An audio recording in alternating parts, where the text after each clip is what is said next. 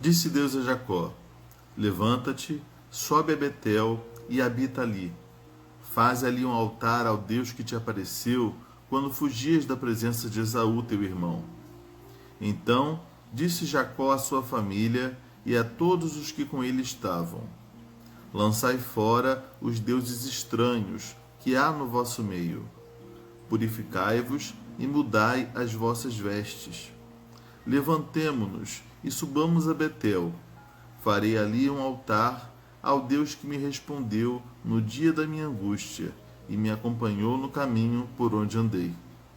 Então deram a Jacó todos os deuses estrangeiros que tinham em mãos, e as argolas que lhes pendiam das orelhas, e Jacó os escondeu debaixo do carvalho que está junto a Siquém. E tendo eles partido, o terror de Deus invadiu as cidades que lhes eram circunvizinhas, e não perseguiram os filhos de Jacó. Assim chegou Jacó à luz, chamada Betel, que está na terra de Canaã, ele e todo o povo que com ele estava. E edificou ali um altar, e ao lugar chamou El Betel, porque ali Deus se lhe revelou quando fugia da presença de seu irmão. Morreu Débora, a ama de Rebeca, e foi sepultada ao pé de Betel, debaixo do carvalho que se chama Alom-Bacute. Vindo Jacó de Padã Arã, outra vez lhe apareceu Deus e o abençoou. Disse-lhe Deus: O teu nome é Jacó, já não te chamarás Jacó, porém Israel será o teu nome. E lhe chamou Israel. Disse-lhe mais: Eu sou o Deus Todo-Poderoso. Sê fecundo e multiplica-te. Uma nação e multidão de nações sairão de ti, e reis procederão de ti. A terra que dei a Abraão e a Isaque dar-te-ei a ti, e depois de ti a tua descendência. E Deus se retirou dele, elevando-se do lugar onde lhe falara. Então Jacó erigiu uma coluna de pedra no lugar onde Deus falara com ele, e derramou sobre ela uma libação e lhe deitou óleo. Ao lugar onde Deus lhe falara, Jacó lhe chamou Betel. Partiram de Betel, e havendo ainda pequena distância para chegar a Efrata, deu à luz Raquel um filho, cujo nascimento lhe foi a ela penoso. Em meio às dores do parto, disse-lhe a parteira: Não temas, pois ainda terás este filho. Ao sair-lhe a alma, porque morreu, deu-lhe o nome de Benoni, mas seu pai lhe chamou Benjamim. Assim morreu Raquel e foi sepultada no caminho de Efrata, que é Belém. Sobre a sepultura de Raquel, levantou Jacó uma coluna que existe até o dia de hoje. Então partiu Israel e armou a sua tenda além da torre de Eder. E aconteceu que, habitando Israel naquela terra, foi Ruben e se deitou com Bila, concubina de seu pai, e Israel o soube. Eram 12 os filhos de Israel. Ruben, o primogênito de Jacó, Simeão, Levi, Judá, Issacar e Zebulon, filhos de Lia. José e Benjamim, filhos de Raquel. Dan e Naphtali, filhos de Bila, serva de Raquel.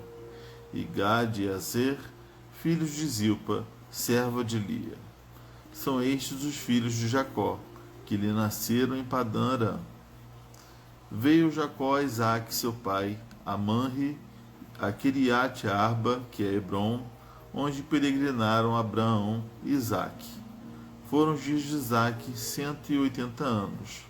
Velho e farto de dias, expirou Isaque e morreu, sendo recolhido ao seu povo.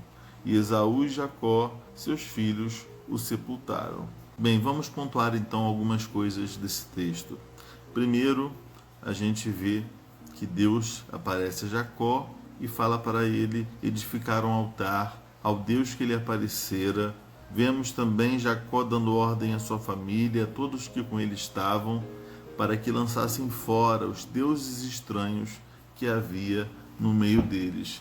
Tem algo que eu não comentei sobre um dos capítulos que passaram, que foi quando Raquel, assim que eles se despediram de Labão, seu pai, Raquel escondeu os ídolos do seu pai e ela até colocou debaixo da sela do cavalo, do camelo, aliás, e ela sentou em cima, alegou que estava com a regra das mulheres e com isso ela pegou o Deus dos seus pais. Isso aparentemente tinha ficado sem desfecho naquela oportunidade, mas vemos que aqui Deus, inspira o coração de Jacó para que retirasse do meio deles qualquer ídolo que houvesse, e certamente incluía aqui esses ídolos que Raquel havia trazido do seu pai, sabe-se lá por qual motivo. Se era por um valor material, se era por um valor afetivo, se é porque ela mesma havia, de certa maneira, se inclinado a esses ídolos, interiormente, havia uma certa devoção, mas Jacó, ali como bom chefe de família, um verdadeiro líder no seu lar, ele pede a todos os seus familiares e servos para que tire do meio deles todo o altar estranho, todo ídolo pagão que houvesse ali no meio deles, E todo líder de um lar, todo pai de família, o líder na sua casa, precisa ter esse olhar espiritual para ver tudo aquilo que não está harmônico com a presença de Deus, tudo aquilo que não combina com o altar ao verdadeiro Deus, e não permitir que essas pequenas coisas, que esses pequenos ídolos concorram com a glória de Deus, pois certamente isso traria vergonha, destruição, problemas em algum momento da vida. É preciso reparar o altar individual e também como família. Há aqui o nascimento de Benjamim, segundo filho de Jacó e Raquel, e a Raquel diz que Raquel morreu, quando deu à luz a Benjamim. Diz aqui que ele subiu da sua presença, elevou-se do lugar onde estava. É a maneira pedagógica de Deus trabalhar com homens, dentro das suas possibilidades de entendimento. Deus sempre se aproxima de uma maneira que possamos entendê-lo.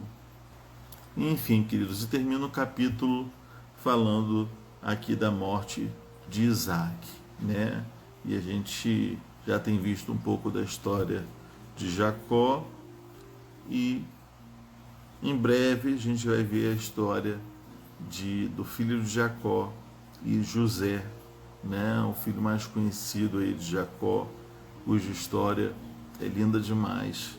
É uma das histórias que eu mais amo na Bíblia. Tá bom? Deus os abençoe e até a próxima.